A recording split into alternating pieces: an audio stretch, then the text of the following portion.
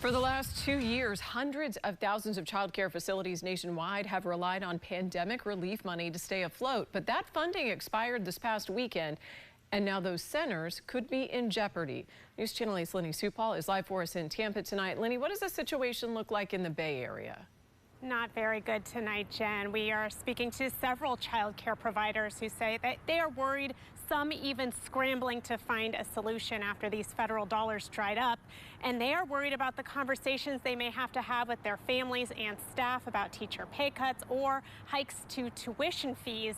But tonight we're also learning that the state may have a solution, but the question is if those dollars would come fast enough.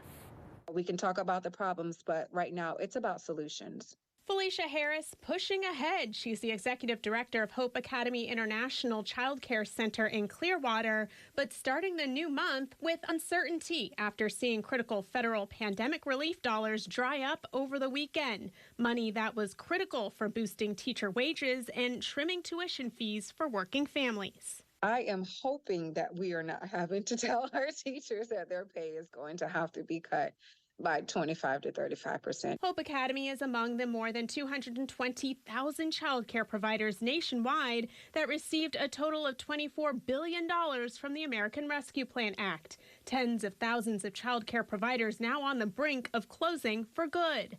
Harris confident Hope Academy will thrive, but it will come with challenges. Families are having to choose between whether they're going to put gas in their car that week or if they're going to be able to pay child care fees. In Florida, we figured out a solution.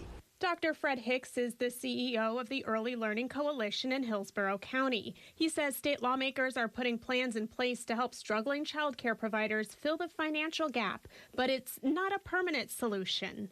Providers, child care centers, family homes will have an application that we will release similar to previous rounds of ARPA allocations, and they will apply to it. Harris worries the application process could be lengthy and there's no guarantee when those dollars will be replenished. She's staying optimistic in the meantime. You have to know how to pivot and take care of your people. So the Early Learning Coalition of Hillsborough County says that application should be released sometime before the end of this month, but no exact timetable on when that will be. Of course, we'll keep you updated in the meantime. Reporting live in Tampa tonight, Lenny Supal, 8 on your side.